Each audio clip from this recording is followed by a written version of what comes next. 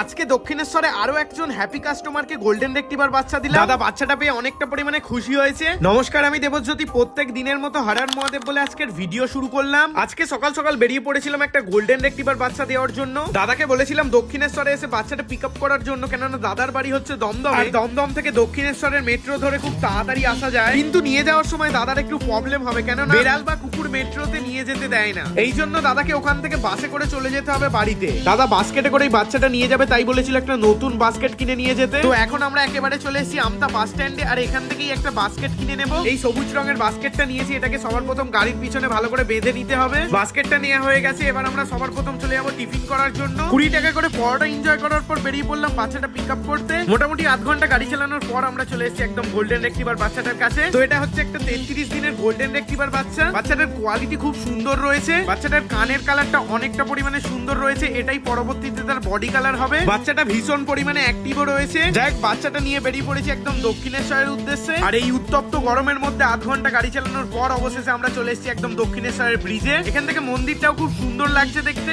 কাস্টমারকে ওভার ব্রিজের নিচে বাস স্ট্যান্ডে দাঁড়াতে বলেছি। অলরেডি দাদা এসে গেছে, দাদার হাতে বাচ্চাটা তুলে দিলাম। বাচ্চাটার কোয়ালিটি দেখে দাদা অনেকটা পরিমাণে খুশি হয়েছে। আর এখন থেকে আমাদের গোল্ডেন রেক্টিভার বাচ্চায় অফারও চলছে। এই দাদাই ফার্স্ট অফারের বাচ্চাটা নিল। বাকি রিভিউটা চেক আউট করে নাও, স্ক্রিনে নাম্বার দেওয়া আছে, কন্ট্যাক্ট করতে পারো। আজকে একটা গোল্ডেন রেক্টিভার বাচ্চা দিতে এসেছিলাম দক্ষিণেশ্বরে। দাদা কত টাকা দিয়ে বুকিং করেছিলেন? 1000 টাকা দিয়ে বুকিং করেছে। 1000 টাকা দিয়ে বুকিং করেছে। বাচ্চার কোয়ালিটি ঠিক আছে? হ্যাঁ, এক নম্বর।